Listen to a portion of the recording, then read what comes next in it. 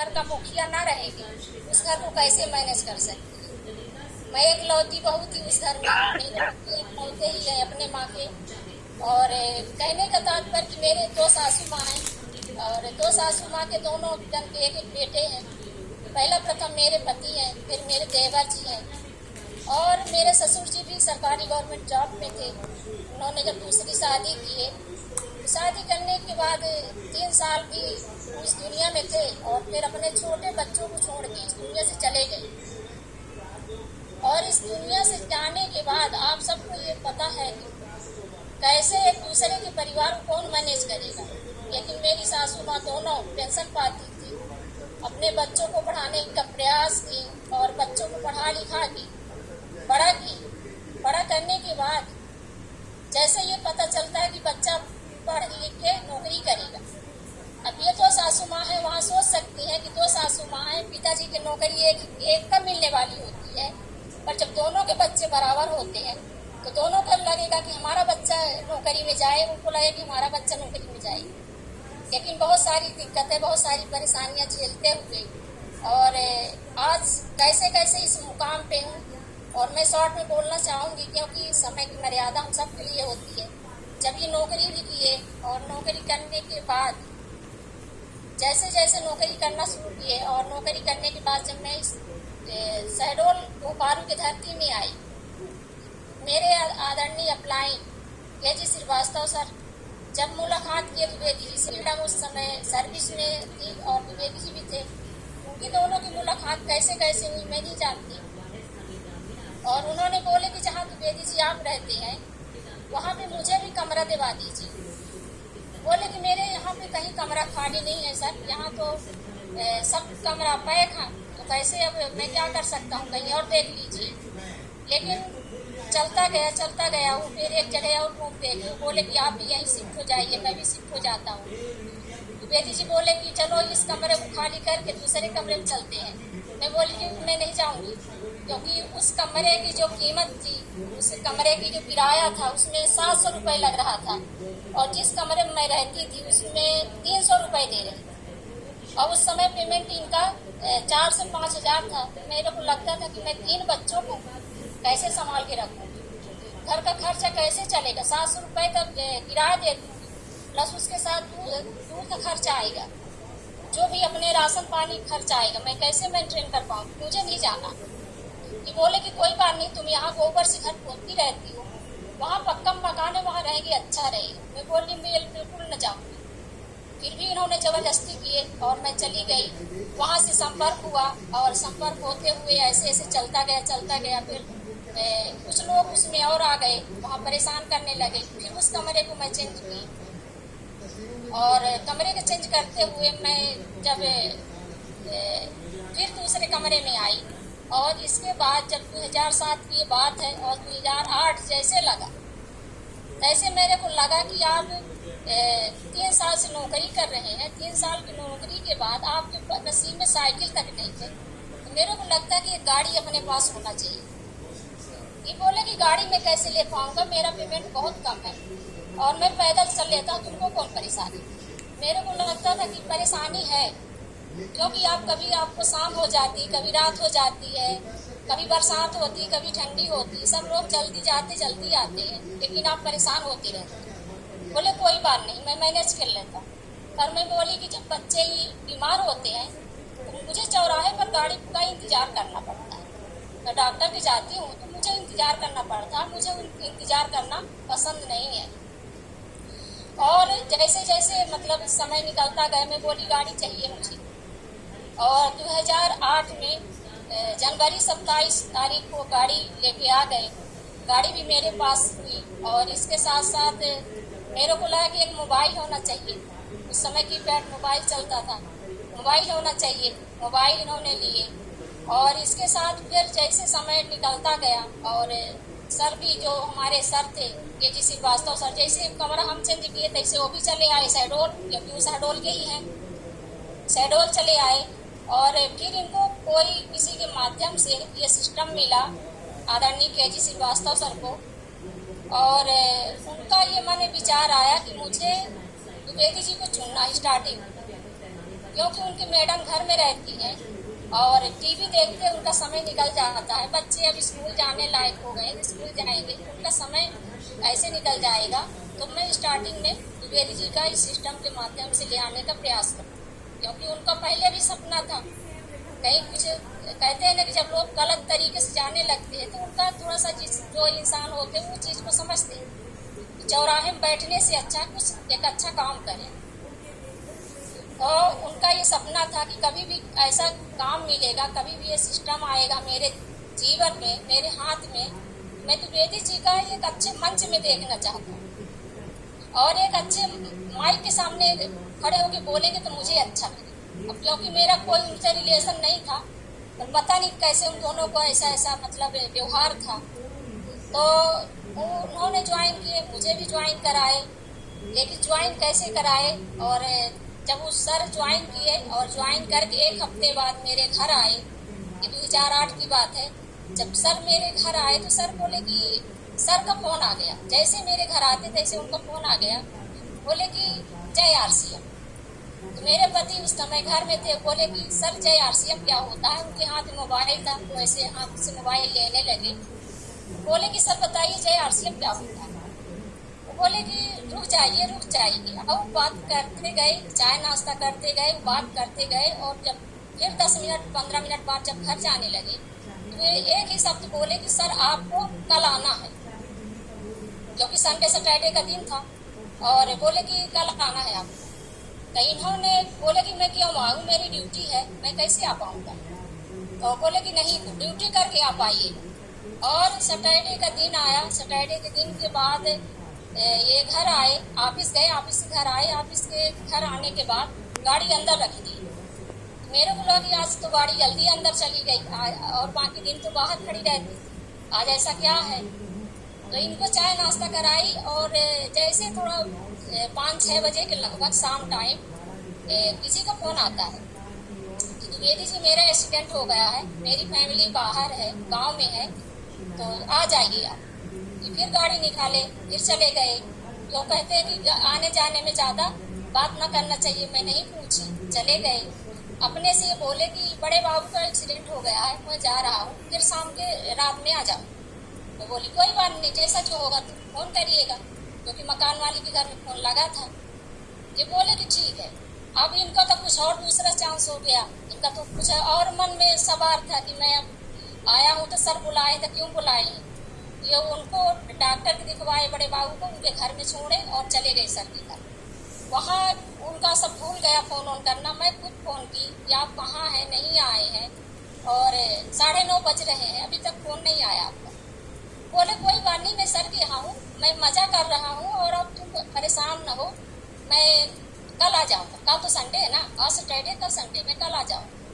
अब उनका तो ये आरसीएम मूड सवार हो गया। सुनते ही कहते हैं ना कि कुछ अच्छा चीज सुने या कुछ अच्छा काम करे तो वहाँ आदमी उसमें अपने आप को बिल्कुल अपडेट कर देता है। लेकिन जब करते गए जब सुबह 8 बजे घर आए और बोले, जैसे घर आए इसके बच्चे बोले मम्मी डैडी आ गए, और पीछे एक झोला रखे हैं किट बैग। बड़ा बेटा मेरा बोला, उस समय तीसरी चौथी में था, बोला कि मम्मी डैडी पीछे झोला रखे हैं और उसमें बहुत सारी चीज रखी और उसमें आरसीएम लिखा है। मैं बोली कोई बात नहीं, हो गया, कल अंकल जी बोल रहे थे जय आरसीएम, तो वही कुछ होगा। मेरे को नहीं समझ में सारी बात पहले आई, और मेरे को बुलवाए बच्चों से, बोलो जाओ मम्मी बुला लाओ। मैं गई, और उस किट बैग में एक शर्ट पैंट, 2 कैसेट थी, और एक बुक थी, और एक साड़ी थी। मुझे दिए, बोले कि जय आरसीएम, तो मैं तो बोल दी जय आरसीएम, क्योंकि बोलने के लिए मेरे को तो था, तो मैं बोल दी। अब इसके बाद मैं सोची कि पूछना भी चाहिए। बोली मैं कि ये जय आरसीएम जो कल सर बोल रहे थे वही चीज़ है क्या, कोई कंपनी है क्या। बोले कोई बात नहीं, तुम सिर्फ प्रोडक्ट यूज करते रहना, और जब तुमको अच्छा लगेगा और तुमको बहुत सारे लोगों के सामने ले जाया जाएगा, जब तुमको अच्छा लगेगा, तुमको मंच में बुलाया जाएगा, तुमको बोलना बस पड़ेगा, जो यूज करोगे वही चीज़ बताना। मेरे बोला कोई बात नहीं, चलिए ठीक है, ये तो सहज है, मैं इसको समझ के बताना शुरू करूँगी। बोले कोई बात नहीं। अब मैं 2-3 दिन बाद मायके चली गई। ये आरसीएम ज्वाइन करके मैं मायके चली गई, क्योंकि मेरे माता जी के और पिताजी की तबीयत बहुत खराब थी, तो मैं चली गई। अब जब मैं वहाँ थी, वहाँ जब भी फोन करते तब भी JRCM बोलते थे। मुझे लगता था कि ये JRCM है तो है क्या। बोले कोई बात नहीं, तुम बोलती रहो, मैं भी बोलता रहूं, फिर देखना आगे आगे होता है क्या। बोली कोई बात नहीं। जब मैं वहाँ से गांव से आई अपने मायके से, और पहली starting meeting Arun Shukla sir की थी वो बारू में, और उस मीटिंग को मैंने ज्वाइन की और सेमिनार को, तब वहाँ पे ये बताया गया कि 100% ये बिजनेस महिलाओं का है, इसको महिलाएं ही कर सकती हैं और ये प्रोडक्ट यूज करेंगी, वही चीज़ बताएंगी। तो जो हाउस वाइफ है तो बहुत अच्छे से कर सकती हैं, और जो ड्यूटी करती है वो भी कर सकती है, जो पुरुष है वो भी कर सकती है। तो मुझे लगा कोई बात नहीं, मार्केट की यूज करती थी, यहाँ के भी यूज करूँगी, अच्छा लगेगा, लोगों को बताना है तो बताना शुरू करूँगी। और जैसे जैसे ये कारोबार बढ़ता गया, जैसे जैसे हमने बताना शुरू की, वहाँ लोग बोलना शुरू किए कि आपके पति अकाउंटेंट हैं, सरकारी गवर्नमेंट जॉब में है, और आप नमक हल्दी तेल बताती। तो मैं बोलती थी ऐश्वर्या राय ये नहीं बताती कि हम अपने पिता के कौन सी कैसी बेटी हूँ, फिर भी वो सामने आके बोलती है कि मेरे खूबसूरती का राज लक्स है, वो बताती है। तो इसकी बताई हुई साबुन आप सब लगाते हैं और मैं बताती हूँ तो मैं गलत करती हूँ, लेकिन मैं कभी पीछे नहीं हटी। बहुत सारे लोग बोलते गए आपके पति आपसे दूर रहते हैं, ऐसा क्या है। मैं बोली कि कहीं भी रहेंगे वो मेरे पास ही आएंगे, क्योंकि मुझे विश्वास है, ये सिस्टम मुझे मिला है। का थोड़ा सा ध्यान देना पड़ेगा, 100% जो भी ये काम कर रही हूँ अपने पति के माध्यम से कर रही हूँ। और कहते भी है कि हर कामयाबी पर पत्नी का हाथ होता है, पर इस कामयाबी मेरे पति का हाथ है, क्योंकि बहुत सारी स्ट्रगल किए, बहुत सारी दिक्कत परेशानी में रहे। इसके बाद अगर ये सिस्टम उनको समझ में आता है तो मेरे को साथ देना चाहिए, मुझे सपोर्ट करना चाहिए, मुझे इग्नोर नहीं करना। आप जिसको जो बोलना है, जिसको नहीं समझ में आता मत करिए, ना बोलिए, लेकिन मैं तो करूँगी। और आज मेरे से बहुत सारे लोग पीछे हो गए, मेरे साथ में जो लोग थे उनका कहीं अता पता नहीं है। लेकिन आज 2008 की सुशीला द्विवेदी ज्वाइन की आप सबके सामने है। मुझे इस सिस्टम से बहुत कुछ मिला, जो भी मैं चाहती थी। मेरे पति बहुत दिक्कत परेशानी में झेले, क्योंकि जब जिनकी माँ नेत्रहीन हो जाएगी, उनके पिताजी भी नहीं थे, उनकी माता जी भी नेत्रहीन है, मेरी सासू माँ नेत्रहीन। वो जब 1.5 साल के थे तभी नेत्रहीन मेरी सासू माँ हो गई, इसलिए मेरे ससुर दूसरी शादी किए थे, कृषि विभाग में थे। आज उन्हीं के पद में मेरे पति सर्विस करते हैं, क्योंकि वो बड़े हैं। और इसके साथ साथ बहुत सारी सुशीला जी बीच में रोक रही हूँ, सॉरी, क्योंकि समय बहुत ज्यादा हो गया है और क्योंकि दूसरी स्टोरी भी है। तो बहुत बहुत धन्यवाद। और बहुत अच्छी मेरी स्टोरी पूरी नहीं हुई, तो इसके बाद मैं क्षमा चाहती हूँ। जब भी मेरे को समय दिया जाएगा मैं पूरी बात रखूंगी अपनी। बिल्कुल, आपको दोबारा फिर से समय दिया जाएगा मैम।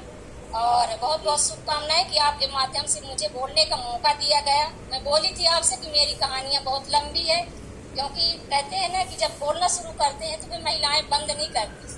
सही बात है मैम, इसीलिए आपको दोबारा फिर से मौका दिलाया जाएगा। आप तो आप बाद में दोबारा फिर से मौका मिलेगा आपको, क्योंकि समय ओवर है, क्योंकि अपन का थोड़ा वो है, क्योंकि ये 2 बजे तक ही चलानी है, तो 2 स्टोरी है, तो इस कारण से। और जैसा कि हमारे बीच में रेखा मिश्रा जी हैं, और रेखा मिश्रा जी मैम मैं बताऊं वो बहुत अच्छी लीडर है। मतलब हर समय अपनी हस्बैंड का इतना अच्छा साथ देती है, कोई भी अगर सेमिनार होता है उसमें भी बढ़ चढ़ कर हिस्सा लेती हैं। तो जी welcome ma'am Rekha Mishra ma'am. Welcome ma'am, welcome, most welcome, most welcome. Thank you so much. मेरी वॉइस तो क्लियर है? बिल्कुल क्लियर है मैम। बहुत बहुत धन्यवाद आप सभी अपराजिता बहनों का, बहुत बहुत धन्यवाद। और 1 PM JRCM और स्टार्टिंग सर्वप्रथम परमपिता परमात्मा स्वरूप आदरणीय टीसी सर को और आदरणीय VC सर को सादर प्रणाम करती हूँ, जिनके सानिध्य में हम सभी यहाँ पे बहुत कुछ सीख ही रहे हैं।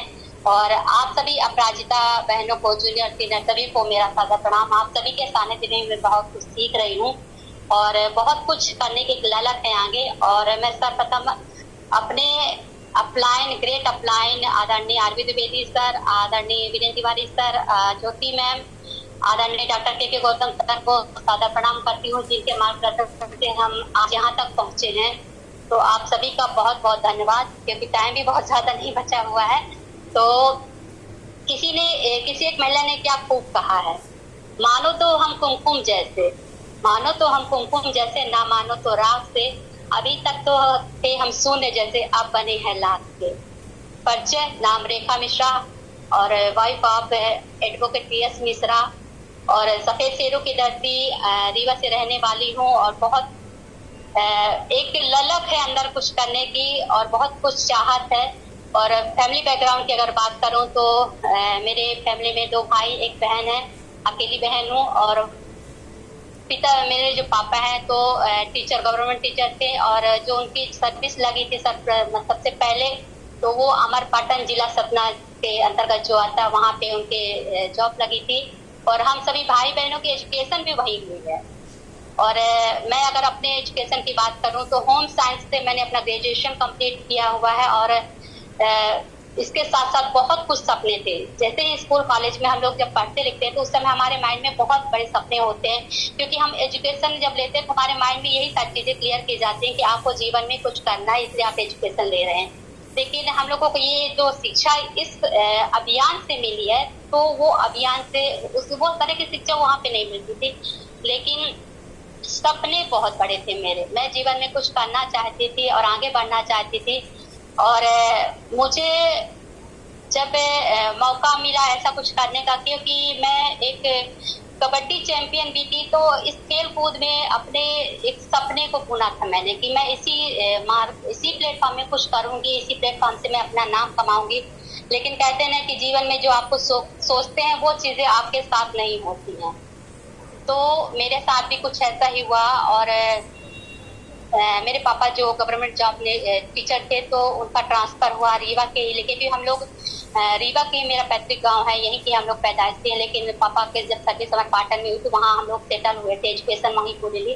तो जब हमारा मतलब ट्रांसफर पापा का यहाँ हुआ तो हम लोग यहाँ रीवा में सेटल हो गए। और रीवा में जब सेटल हुए तो कहते हैं ना कि आप जो चाहते हो वो चीजें आपको नहीं मिलती है। मैं खेल कूद में जैसे बहुत ही एक मेरा अच्छा सपोर्ट था खेल कूद के, उसमें तो मुझे खेल कूद के लिए जब बुलाया जाता था, मैडम जो मेरी PTI मैडम, मेरी जो प्रिंसिपल मैडम थी स्कूल कॉलेज की, तो मैं उसमें कुछ जैसे करने के लिए उत्साहित रहती थी। लेकिन जब फैमिली में यहाँ रीवा में सेटल हुए तो मेरे पापा जो पुराने ख्यालात वाले थे, वो लड़कियों को ज्यादा नहीं पढ़ाना चाहते थे, लड़कियों को ज्यादा मतलब छूट नहीं देना चाहते थे।